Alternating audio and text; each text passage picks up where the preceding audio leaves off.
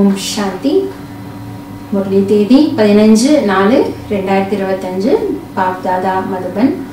இந்த முரளியில பாபா நமக்கு புருஷார்த்தத்திற்கான பாயிண்ட், ஆத்ம அபிமான ஸ்திதியினுடைய முக்கியத்துவம், அமரபுரி அதனுடைய அர்த்தம் என்ன போன்ற நிறைய விஷயங்களை சொல்லியிருக்காரு. அமரபுரியில் ஆட்சி புரிவது அப்படின்றது தான் அமர பதவி என்று கூறப்படுகிறது. அடுத்து பாபா முக்கியமான விஷயமாக எல்லையில்லாத வைராகியமுடைய குழந்தைகள் நீங்கள் அப்படின்னு சொல்றாரு.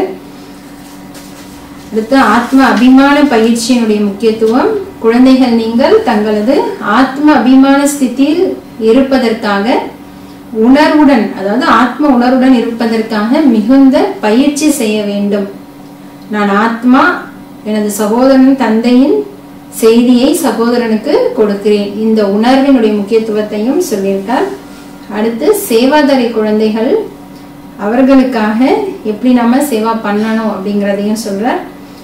எந்த குழந்தைகள் ஆன்மீக சேவையில் மும்முரமாக இருக்கிறார்களோ, யார் யோகத்தில் இருந்து சேவை செய்கிறார்களோ அவர்களே சத்யுக ராஜதானி ஸ்தாபனை செய்வதில் உதவி செய்பவர்களாக ஆகிறார்கள்.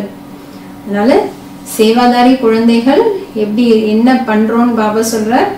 யார் பாபானுடைய இந்த சேவையில உதவியாளரா இருக்காங்களோ, யோகத்துல இருக்கிறாங்களோ, இருந்து சேவா பண்றாங்களோ, அவங்கதான் சத்யுக ராஜதானி ஸ்தாபனை செய்தலையும் உதவி செய்யறவங்களா இருப்பாங்க.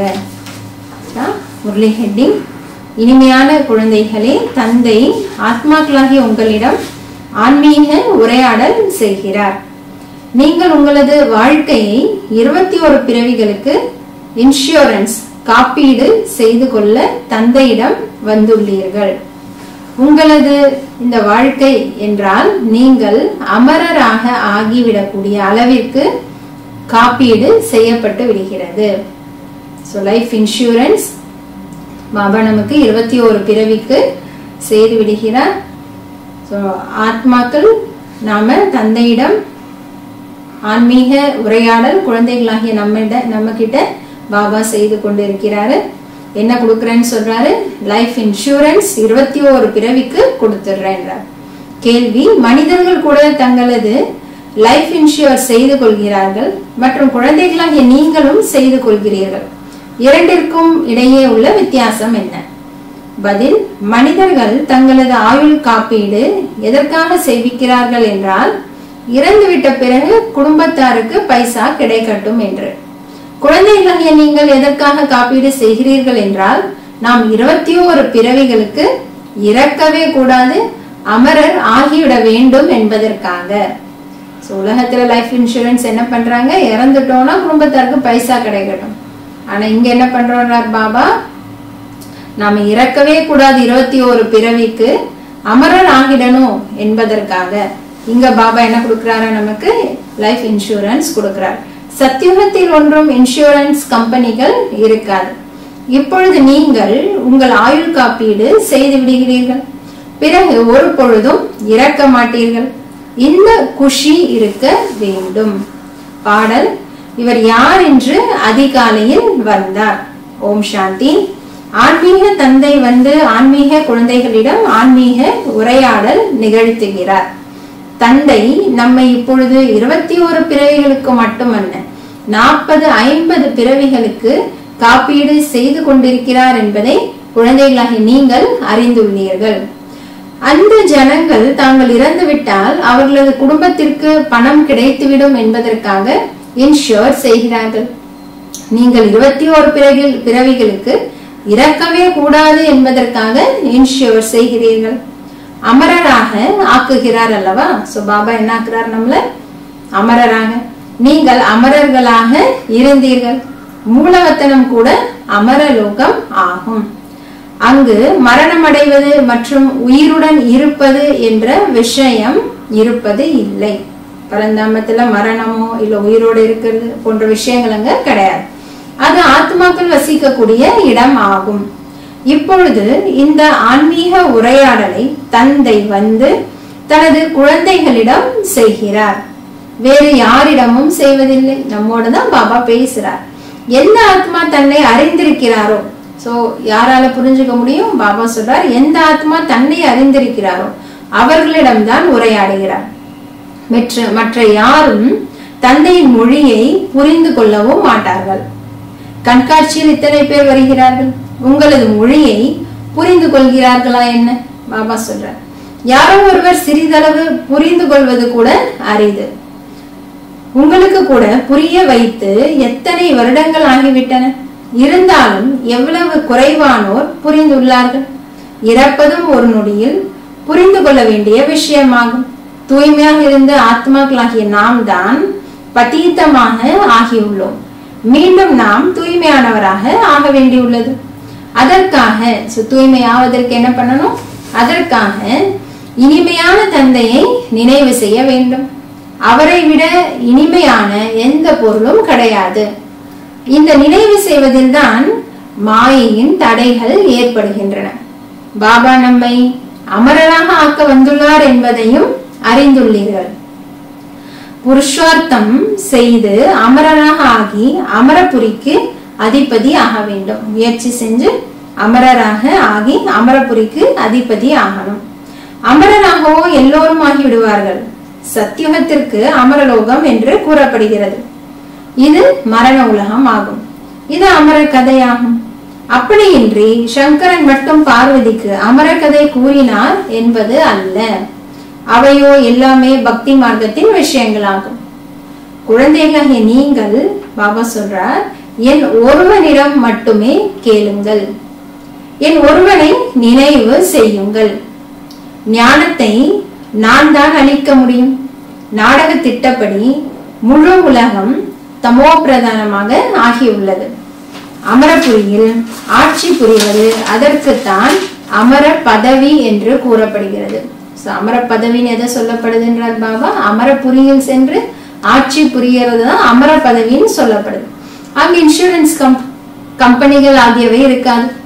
இப்பொழுது உங்கள் ஆயுளை காப்பீடு செய்யப்படுகிறது. நீங்கள் ஒரு பொழுதும் இறக்க மாட்டீர்கள். இது புத்தியில் குஷி இருக்க வேண்டும். சோ இந்த ஒரு எண்ணம் புத்தியில் இருந்ததுன்னா என்ன இருக்கும்? குஷி இருக்கும். நாங்கள் அமரபுரிக்கு அதிபதி ஆகிறோம். எனவே அமரபுரியை நினைவு செய்ய வேண்டி உள்ளது. மூலவத்தனம் வழியாகத்தான் செல்ல வேண்டி உள்ளது. இது கூட மன்மனாபவ ஆகிவிடுகிறது. மூலவத்தனம் என்பது மன்மனாபவ, அமரபுரி என்பது மத்தியாஜீபவ. சோ மூலவத்தனத்தின் நினைவு மன்மனாபவ, சொர்க்கத்தின் நினைவு மத்தியாஜீபவ. ஒவ்வொரு விஷயத்திலும் 2 எழுத்துக்கள் தான் வருகின்றன. உங்களுக்கு புத்தியில் பதியும் வகையில் எவ்வளவு விதமாக புரிய வைக்கின்றார். எல்லாவற்றையும் விட அதிகமான உழைப்பு இதில் தான் உள்ளது. எதுல உழைப்பு அதிகம் இருக்கின்றார் பாபா? தன்னை ஆத்மா என்று நிச்சயம் செய்ய வேண்டும். ஆத்மாவாகிய நான் இந்த பிறவி எடுத்துள்ளேன். 84 பிறவிகளின் வெவ்வேறு பெயர், ரூபம், தேசம், காலத்தில் சுற்றியபடியே வந்துள்ளேன். சத்தியுகத்தில் இத்தனை பிறவி, திரேதாவில் இத்தனை. இது கூட நிறைய குழந்தைகள் மறந்து விடுகிறார்கள். முக்கியமான விஷயமே இது. முக்கியமான விஷயம் தன்னை ஆத்மா என்று உணர்ந்து ஸ்வீட் இனிமையான தந்தையை நினைவு செய்வது. எழுந்தாலும் அமர்ந்தாலும் புத்தியில் இருக்கும் பொழுது குஷி இருக்கும். சோ குஷி எந்தெந்த விஷயம் குஷியில இருந்தா, எந்தெந்த விஷயம் நினைவுல இருந்தா குஷி இருக்குன்றார் பாபா. முதல்ல என்ன சொன்னாரு? நமக்கு பாபா லைஃப் இன்சூரன்ஸ், ஆயுள் காப்பீடு கொடுக்கிறார். இது நினைவுல இருந்தாலும் குஷி இருக்கும், புத்தியில இருந்தா குஷி இருக்கும். அடுத்து என்ன சொன்னார் பாபா? தன்னை ஆத்மா என்று உணர்ந்து ஸ்வீட் இனிமையான தந்தையை நினைவு செய்வது. எழுந்தாலும் அமர்ந்தாலும் இது புத்தியில இருந்தால் குஷி இருக்கும். யாரை நாம் வாருங்கள் தூய்மையாக ஆக்குங்கள் என்று அரைக்கல்பமாக நினைவு செய்து வந்திருந்தோமோ அந்த பாபா மீண்டும் வந்துள்ளார். மூலவத்தனம் மற்றும் அமரபுரி சத்தியுகத்தில் தூய்மையானவராக இருப்போம்.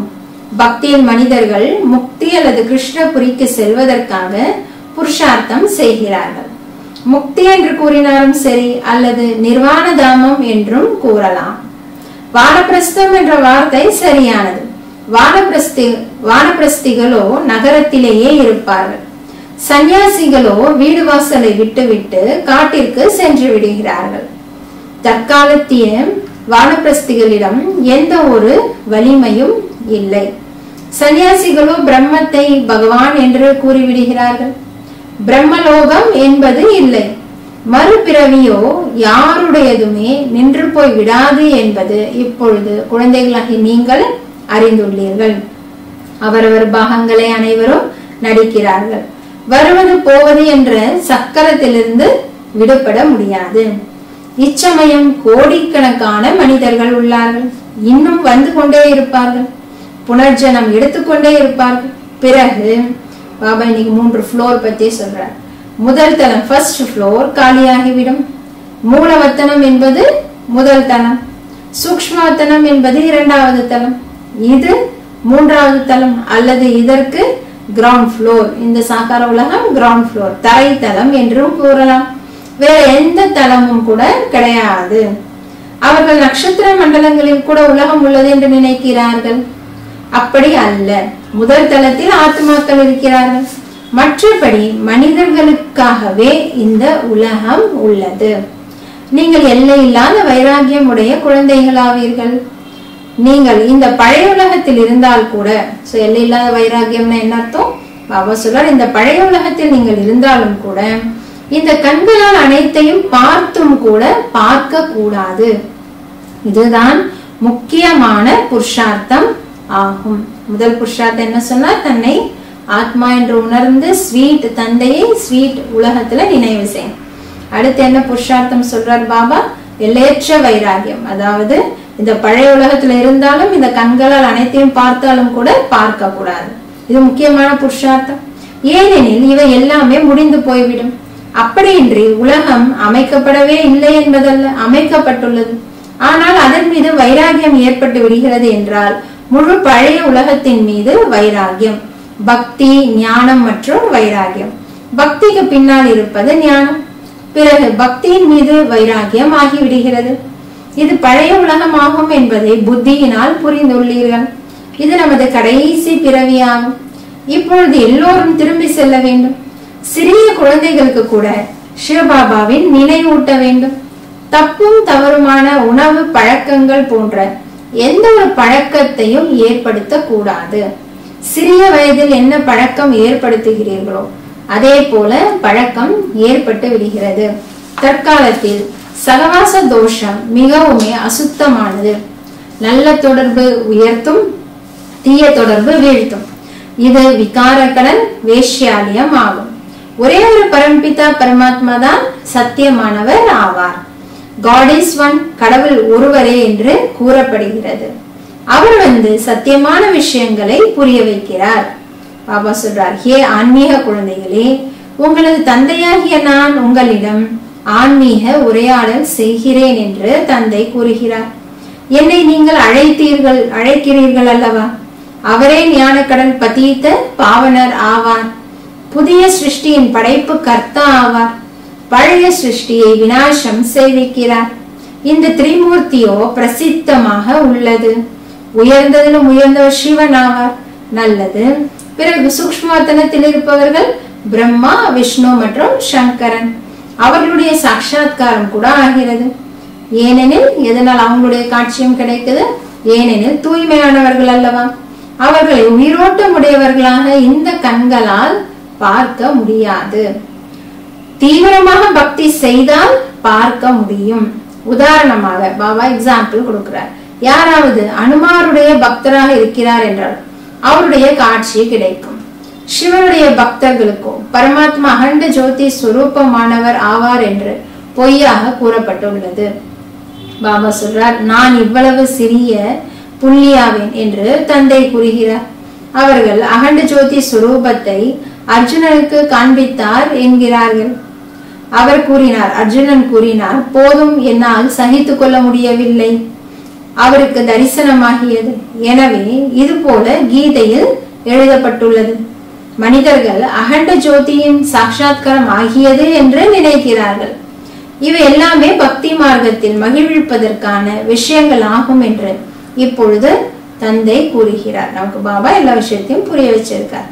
நான் அகண்ட ஜோதி சொரூபம் ஆவேன் என்று நானும் கூறுவதே இல்லை. எப்படி உங்களது ஆத்மா புள்ளி போல உள்ளதோ நானும் அவ்வாறே உள்ளேன். எப்படி நீங்கள் நாடகத்தின் பந்தனத்தில் உள்ளீர்களோ அதே போல நானும் நாடகத்தின் பந்தனத்தில் பாபா சொல்றார் கட்டுப்பட்டு உள்ளேன். அனைத்து ஆத்மாக்களுக்கும் அவரவர் பாகம் நடிப்பதற்காக கிடைத்துள்ளது. மறுபிறவியோ அனைவரும் எடுத்தே ஆக வேண்டி உள்ளது. வரிசை கிரமமாக அனைவரும் வந்தே ஆக வேண்டி உள்ளது. முதல் நம்பரில் இருப்பவர் பிறகு கீழே வருகிறார். எத்தனை விஷயங்களை தந்தை புரிய வைக்கிறார். எவ்வளவு விஷயம். ஆத்மா பாடம், பரமாத்மா பாடம். முதல் ஆத்மா யாரு? சிருஷ்டி சக்கரம். சிருஷ்டி என்ற சக்கரம் சுற்றி கொண்டே இருக்கிறது என்பது புரிய வைக்கப்பட்டுள்ளது. எப்படி பகலுக்கு பின் இரவு வருகிறதோ அதே போல கலியுகத்திற்கு பின் சத்யுகம், பிறகு திரேதா, பிறகு சங்கம யுகம் வருகிறது. சங்கம யுகத்தில் தான் தந்தை என்ன பண்றார்? பாபா சங்கம யுகத்துல மாற்றத்தை ஏற்படுத்துகிறார். யாரெல்லாம் சத்தோ பிரதானமானவர்களாக இருந்தார்களோ அவர்களே தமோ பிரதானமாக ஆகிவிட்டுள்ளார்கள். அவர்களே மீண்டும் சத்தோ பிரதானமாக ஆகிவிடுவார்கள். ஹே பதீத பாவனரே வாருங்கள் என்று அழைக்கவும் செய்கிறார்கள். எனவே இப்பொழுது மன்மனா பவ என்று தந்தை கூறுகிறார். நான் ஆத்மாவே, நான் தந்தையை நினைவு செய்ய வேண்டும். இதை சரியான முறையில் ஒருவர் புரிந்து கொள்வது அரிதாக உள்ளது. எந்த பாயிண்ட சரியா புரிஞ்சுக்கிறது அரிதா இருக்கின்றார் பாபா? நான் ஆத்மா, நான் தந்தையை நினைவு செய்வேன். ஆத்மாக்களாகிய நமது தந்தை எவ்வளவு இனிமையானவராக இருக்கிறார்.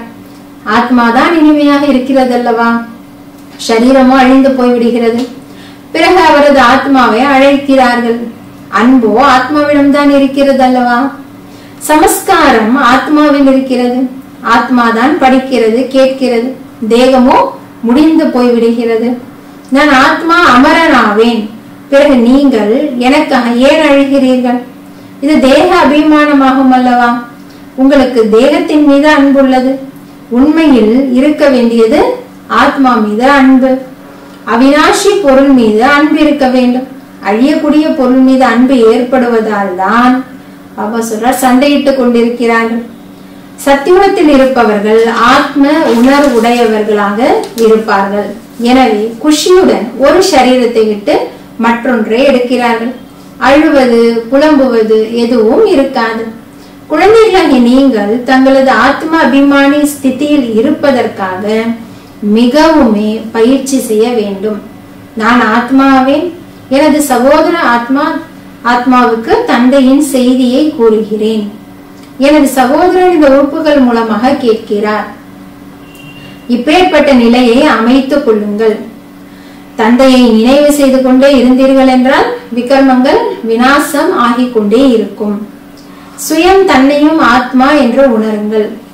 அனைவரையும் ஆத்மா என்று உணருங்கள். அவரையும் ஆத்மா என்று உணருங்கள். அப்பொழுது பக்குவமான பழக்கம் ஏற்பட்டுவிடும். எந்த ஒரு பழக்கத்தை ஏற்படுத்திக்கணும்? ஆத்ம உணர்வுக்கான பழக்கம் எப்படி செய்யணும்ன்றது பாபா சொல்றார். இதுதான் ரகசியமான உழைப்பு ஆகும். உள்முகமாகி இந்த நிலையை பக்குவப்படுத்த வேண்டும். எவ்வளவு நேரம் ஒதுக்க முடியுமோ அவ்வளவு இதில் ஈடுபடுத்துங்கள். 8 மணி நேரம் தொழிலாகியவை தாராளமாக செய்யுங்கள். உறங்கவும் செய்யுங்கள். மீதி நேரம் இதில் ஈடுபடுத்துங்கள். 8 மணி நேரம் சேர்ந்து விட வேண்டும். அப்பொழுது உங்களுக்கு மிகுந்த குஷி இருக்கும். என்னை நினைவு செய்தீர்கள் என்றால் உங்களது விக்ரமங்கள் விநாசமாகும் என்று பதீத பாவன தந்தை கூறுகிறார். ஞானம் உங்களுக்கு இப்பொழுதுதான் சங்கமத்தில் கிடைக்கிறது. மகிமை முழுவதுமே இந்த சங்கம யுகத்தினுடையது ஆகும். இப்பொழுதுதான் தந்தை உங்களுக்கு ஞானத்தை புரிய வைக்கிறார். இது ஸ்தூல விஷயங்கள் எதுவும் கிடையாது. நீங்கள் இப்பொழுது எழுதுவது அனைத்துமே அழிந்து போய்விடும். நோட் குறிப்புகள் கூட எதற்காக எழுதுகிறீர்கள் என்றால் பாயிண்ட்ஸ் குறிக்கப்பட்டு இருக்கும் பொழுது நினைவில் இருக்கும். வரிசை கிரமமாக இருக்கிறார்கள் அல்லவா? முக்கியமான விஷயம் தந்தையை நினைவு செய்ய வேண்டும் மற்றும் சிருஷ்டி சக்கரத்தை நினைவு செய்ய வேண்டும். எந்த ஒரு விக்ரமமும் பாவமும் செய்யக்கூடாது. இல்லற விவகாரங்களில் இருக்க வேண்டும். ஆனால் அவசியம் தூய்மையாக ஆக வேண்டும். அசுத்தமான எண்ணங்கள் கொண்ட ஒரு சில குழந்தைகள் இவ்வாறு நினைக்கிறார்கள். எனக்கு இன்னாரை மிகவும் பிடித்துள்ளது. இவளுடன் நான் கந்தர்வ விவாகம் செய்து கொண்டு விடுவேன். ஆனால் கந்தர்வ விவாகம் எப்பொழுது செய்விக்கப்படுகிறது என்றால் பாபா சொல்றார், நண்பர்கள், உறவினர்கள் ஆகியோர் மிகவும் தொல்லைப்படுத்தும் பொழுது அதிலிருந்து காப்பாற்றுவதற்காக செய்விக்கப்படுகிறது. அதற்காக எல்லோரும் நாங்கள் கந்தர்வ விவாகம் செய்வோம் என்று கூற வேண்டுமா என்ன? பாபா கேட்கிறார். அவர்கள் ஒரு பொழுதும் இருக்க முடியாது. முதல் நாளே சாக்கடையில் விழுந்து விடுவார்கள். பெயர் ரூபத்தில் மனம் ஈடுபட்டு விடுகிறது. இதுவோ மிகவும் மோசமான விஷயமாகும். கந்தர்வ விவாகம் செய்வது என்பது ஒன்றும் சித்தி வீடு அல்ல. ஒருவர் மீது மற்றவருக்கு மனம் ஈடுபட்டு விட்டால் கந்தர்வ விவாகம் செய்வோம் என்று கூறிவிடுகிறார்கள். இதில் உறவினர்கள் மிகவும் எச்சரிக்கையுடன் இருக்க வேண்டும். இந்த குழந்தை எதற்கும் பயனில்லை என்று புரிந்து கொள்ள வேண்டும். யார் மீது மனம் ஈடுபட்டுள்ளதோ அவரிடம் இருந்து அகற்றிவிட வேண்டும். இல்லையெனில் பேசிக்கொண்டே இருப்பார்கள். இந்த சபையில் மிகவும் எச்சரிக்கை கொள்ள வேண்டி உள்ளது. இனி முன்னால் போக போக மிகவும் சட்டப்படி சபை கூடும். இது போன்ற சிந்தனை உடையவர்களை வருவதற்கு அனுமதிக்க மாட்டார்கள். எந்த குழந்தைகள் ஆன்மீக சேவையில் மும்மரமாக இருக்கிறார்களோ, யார் யோகத்திலிருந்து சேவை செய்கிறார்களோ அவர்களே சத்யுக ராஜதானி ஸ்தாபனை செய்வதில் உதவியாளர்களாக ஆகிறார்கள். சேவை புரியும் குழந்தைகளுக்கு தந்தையினுடைய டைரக்ஷன் என்னவென்றால், ஓய்வாக இருப்பது தீங்கானது, ஆராம் ஹராம். யார் நிறைய சேவை செய்கிறார்களோ அவர்கள் அவசியம் ராஜாராணி ஆவார்கள். யார் யார் உழைப்புகள் செய்கிறார்களோ, தங்களுக்கு சமானமாக ஆக்குகிறார்களோ அவர்களுக்குள் பலமும் இருக்கும். ஸ்தாபனையோ நாடகப்படி ஆகவே வேண்டி உள்ளது. நல்ல முறையில் அனைத்து பாயிண்ட்ஸ் குறிப்புகளை தாரணை செய்து பிறகு சேவையில் ஈடுபட்டு விட வேண்டும். ஓய்வு கூட தீங்கானது. சர்வீஸ், சேவையே சேவை. அப்பொழுதுதான் உயர்ந்த பதவி அடைவீர்கள். மேகங்களாக ஆகி வர வேண்டும். பின் புத்துணர்வு பெற்று சேவைக்கு சென்றுவிட வேண்டும். உங்களுடைய சேவை நிறைய வெளிப்படும். மனிதர்கள் சட்டென்று புரிந்து கொண்டு விடும் வகையில் பல்வேறு விதமான படங்கள் வெளிப்படும். இந்த படங்கள் ஆகியவை சீர்படுத்தப்பட்டு கொண்டே போகும். இதில் யார் நமது பிராமண குலத்தினராக இருப்பார்களோ அவர்கள் நல்ல முறையில் புரிந்து கொள்வார்கள்.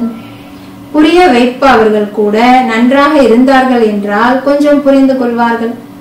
யார் நல்ல முறையில் தாரணை செய்கிறார்களோ, தந்தையை நினைவு செய்கிறார்களோ அவர்களது முகத்தின் மூலமாகவே தெரிய வந்து விடுகிறது. பாபா, நாங்களும் உங்களிடமிருந்து முழு ஆஸ்தியை பெறுவோம். ஆக அவர்களுக்குள் குஷியின் கீதம் ஒலித்து கொண்டே இருக்கும். சேவையில் மிகுந்த ஆர்வம் இருக்கும். புத்துணர்வு பெற்றார்களோ இல்லையோ பின் சேவைக்காக ஓடுவார்கள். சேவைக்காக ஒவ்வொரு சென்டரில் இருந்தும் நிறைய பேர் தயாராக வேண்டும். உங்களுடைய சேவை நிறைய பரவிக்கொண்டே போகும். உங்களுடன் சேர்ந்து கொண்டே போவார்கள். அதனால சேவைக்காக எல்லாரும் தயாராகணுன்றார் பாபா. கடைசியில் ஒரு நாள் சன்னியாசிகள் கூட வருவார்கள். இப்பொழுது அவர்களுடைய ராஜ்யம் உள்ளது. அவர்களுடைய கால்களில் விழுகிறார்கள், பூஜிக்கிறார்கள்.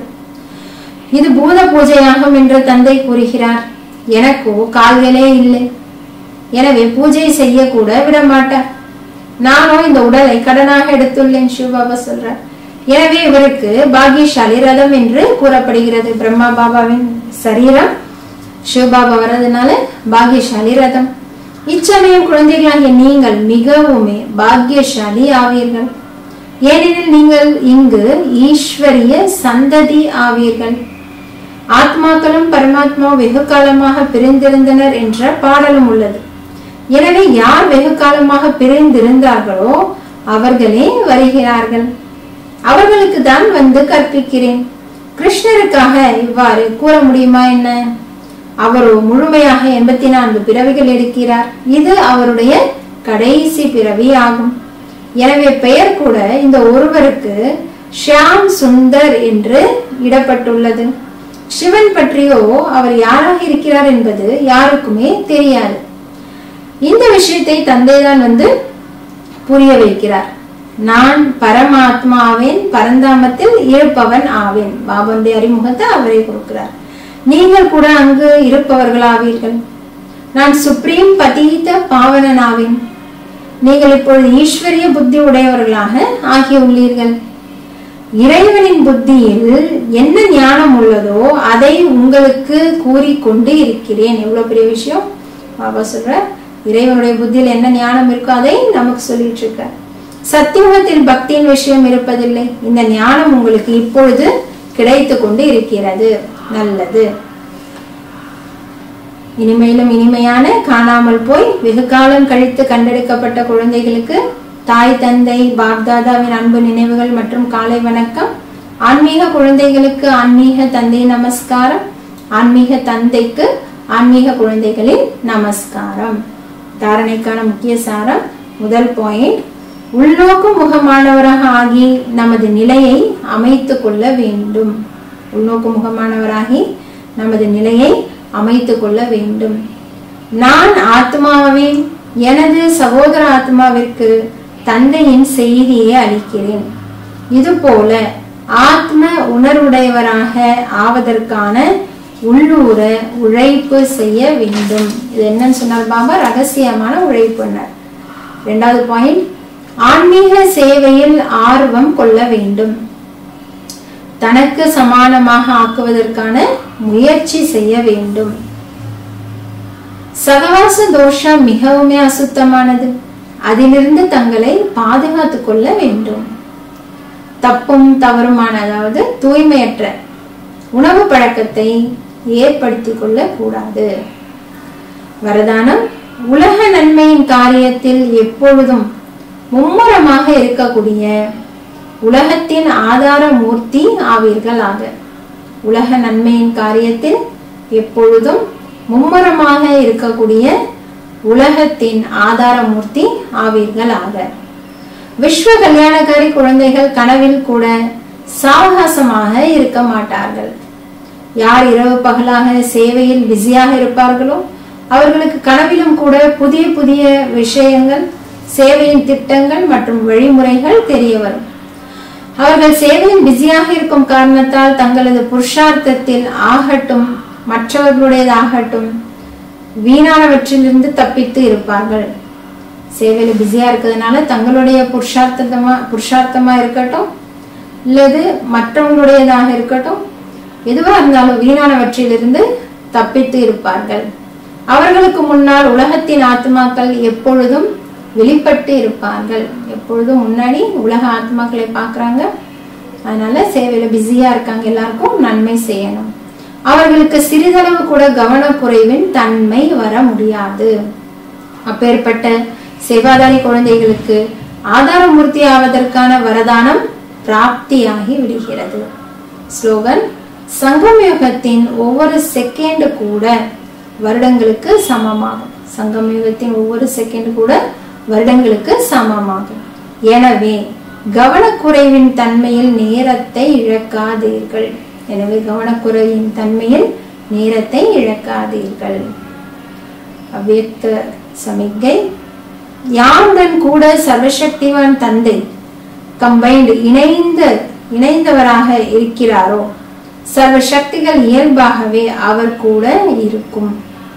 எங்கு சர்வசக்திகள் இருக்கின்றனவோ அங்கு வெற்றி ஏற்படாது என்பது இயலாத காரியம். லௌகீகத்தில் கூட நல்ல துணையாளர் கிடைத்து விட்டார் என்றால் அவரை நாம் விட முடியாமல் இருப்போம். இவரோ அழியாத துணையாளர் ஆவார்.